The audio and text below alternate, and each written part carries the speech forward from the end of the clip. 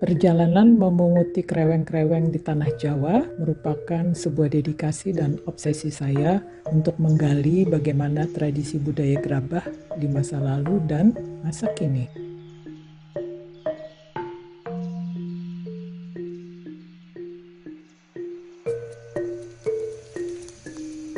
Ini Pak Miskata, salah satu tetua di Desa Gerabah ini yang khusus bikin binatang khas mitosnya Cirebon ya, itu Paksinagaliman sama Singa Barong ya.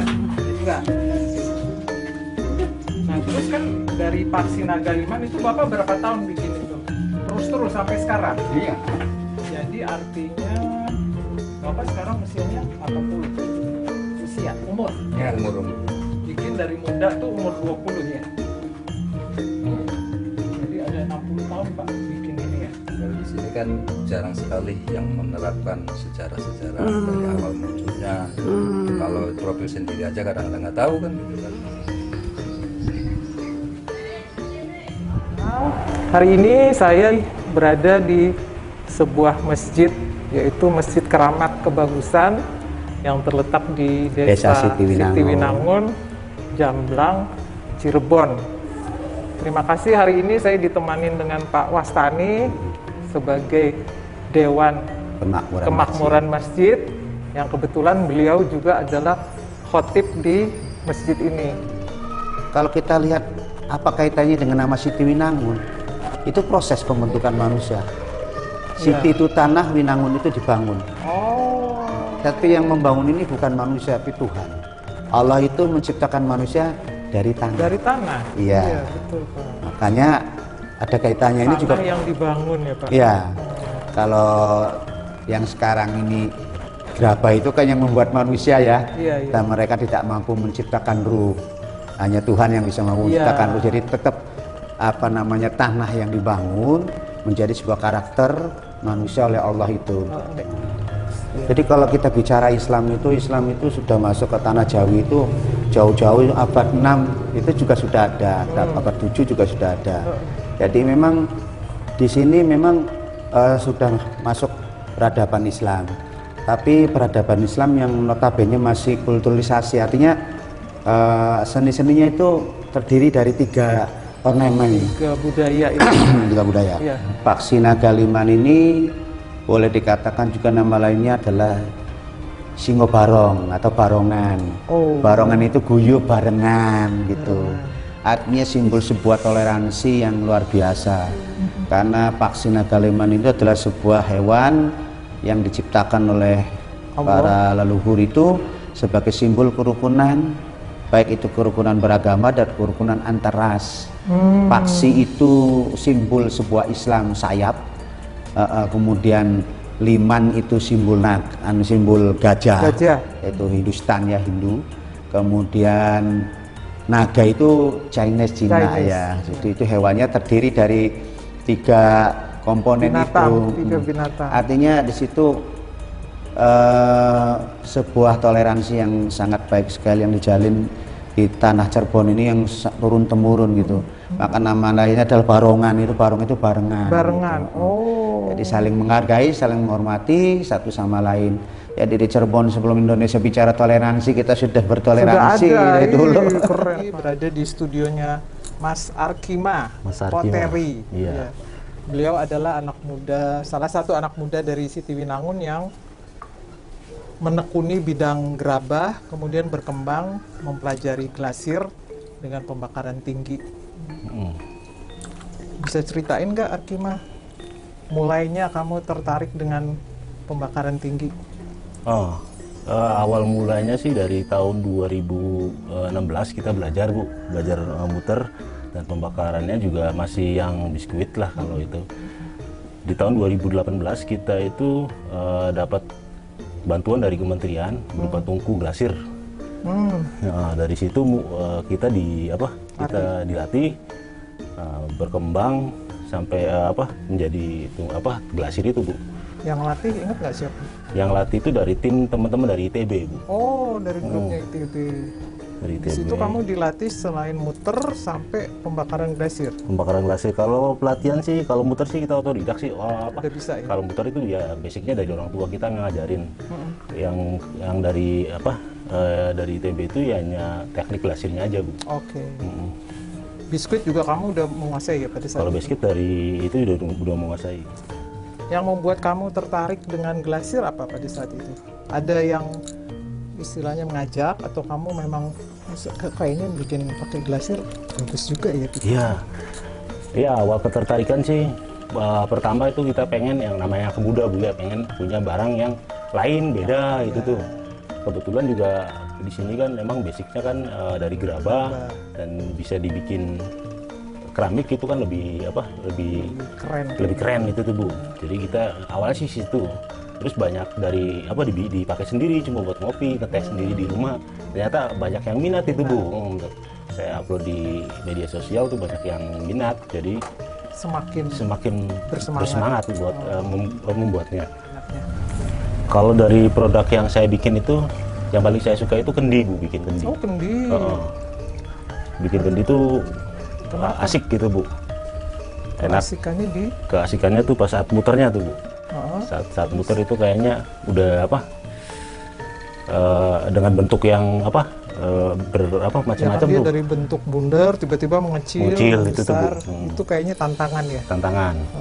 Terus yang minat juga rata-rata orang yang kesini terus tertarik dengan gerabah itu biasanya menanyakan itu kendi, Bu.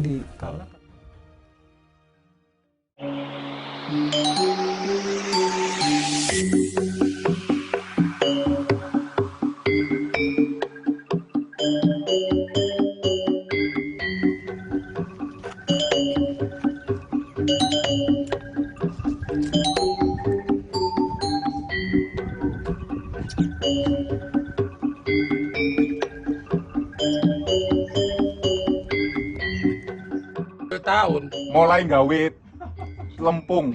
nek mulai gawe gentong ya Oh. cilik kan jero weteng wis gawe Jero weteng wis gawe.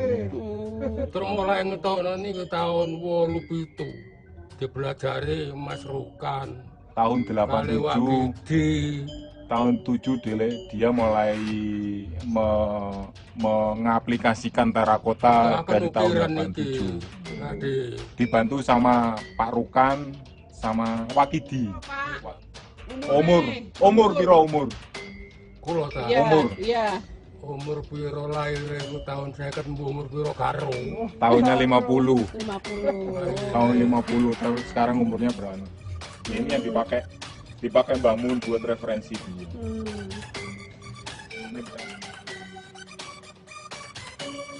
Jadi ya napa nggih nek masalah nek diperhitung kaya niku rugi tapi kula niki seneng payu mboten payu nggih tetep kerja Nah, kan intinya mboten gini. tamu ningali napa Dia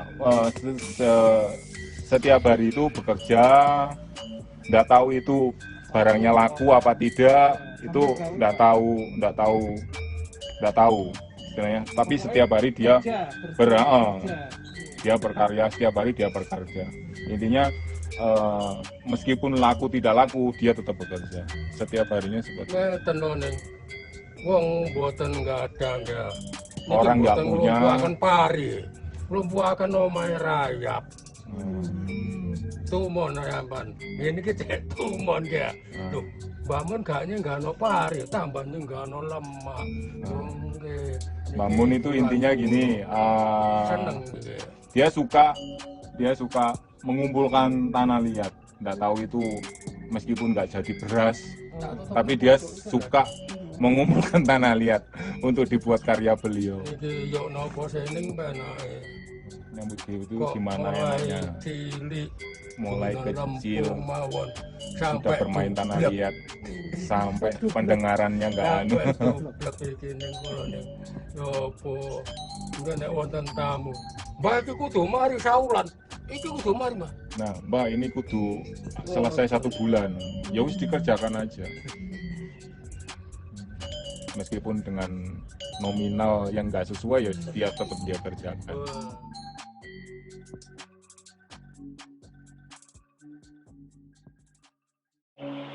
Ini kita berada di sebuah studio perajin terakota milik dari dua orang, Mas Kartono Adi dan Mas Rohman.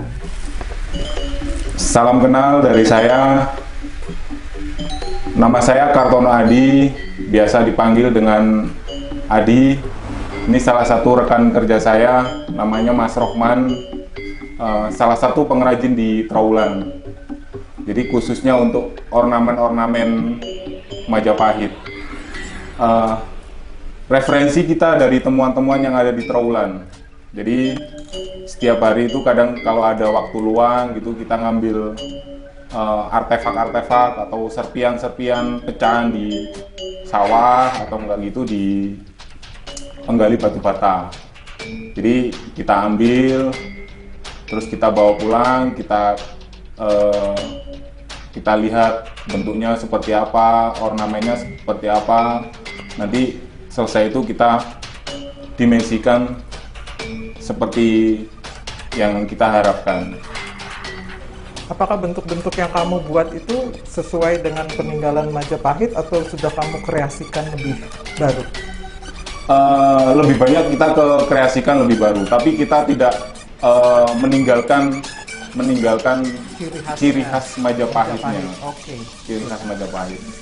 Biasanya kalau untuk bentuk figur-figur terakota Majapahit biasa kita temukan dari yang motifnya kecil, anatominya lebih kecil, terus ada yang besar itu nanti kita modifikasi lagi. Jadi kita modifikasi lagi, kita dimensikan, kita sesuaikan. Tapi kita tidak meninggalkan bentuk dan ciri khasnya Majapahit. Contoh lain adalah kayak artefak kepala figur wanita Majapahit. Jadi nanti kita modifikasi kembali seperti temuan aslinya.